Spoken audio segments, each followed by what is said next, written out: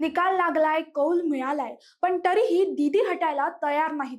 पराभव होऊनही मुख्यमंत्री पद सोडणार नाही हा ममता बॅनर्जींचा हट्ट आहे की संविधानाला आव्हान? बंगालच्या या महासंग्रामात आता पुढे काय होणार, पहा आमचा हा विशेष रिपोर्ट. नमस्कार, मी भक्ती, प्रहार न्यूजलाईन मध्ये आपलं स्वागत करते. बंगालच्या रणांगणात भाजपाने 207 जागांसह दणदणीत विजय मिळवलाय, तर ममता बॅनर्जींच्या तृणमूलला केवळ 80 जागांवर समाधान मानावं लागलंय.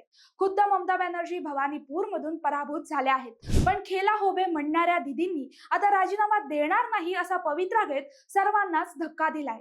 त्यामुळे प्रश्न असा निर्माण झाला आहे की संविधानापेक्षा कोणी मोठं असू शकतं का?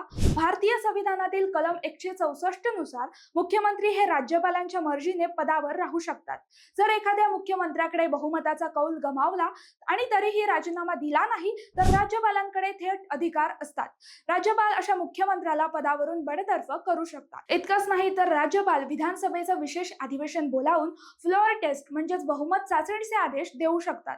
मात्र आता भाजपाच्या 207 आमदारांच्या आकड्यासमोर ममता बॅनर्जींना बहुमत सिद्ध करणं अशक्य आहे. जर ममता बॅनर्जींनी कायदेशीर प्रक्रियेला विरोध केला तर राज्यात घटनात्मक यंत्रणा कोलमडली असं मानलं जाईल. अशा वेळी कलम 256 नुसार राज्यात राष्ट्रपती राजवट लागू करण्याची शिफारस राज्यपाल केंद्राकडे करू शकतात.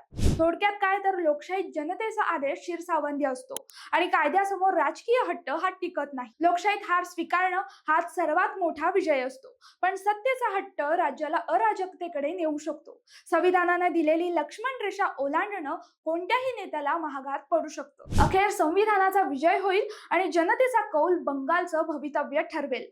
सत्ता येते आणि जाते, पण लोकशाहीचा सन्मान राहिलाच पाहिजे. तर हा होता ममता बॅनर्जींचा सत्ता हट्ट आणि त्यावरील घटनात्मक पेच. बंगालच्या या हाय व्होल्टेज ड्रामामध्ये राज्यपाल आता कोणतं पाऊल उचलतात याकडे संपूर्ण देशाचं लक्ष लागलंय. माहिती आवडली असेल तर कमेंट्स मध्ये नक्की कळवा आणि असंच नवनवीन व्हिडिओ पाहण्यासाठी प्रहार न्यूज लाईनला लाईक, शेअर, फॉलो आणि सबस्क्राईब करायला विसरू नका. धन्यवाद.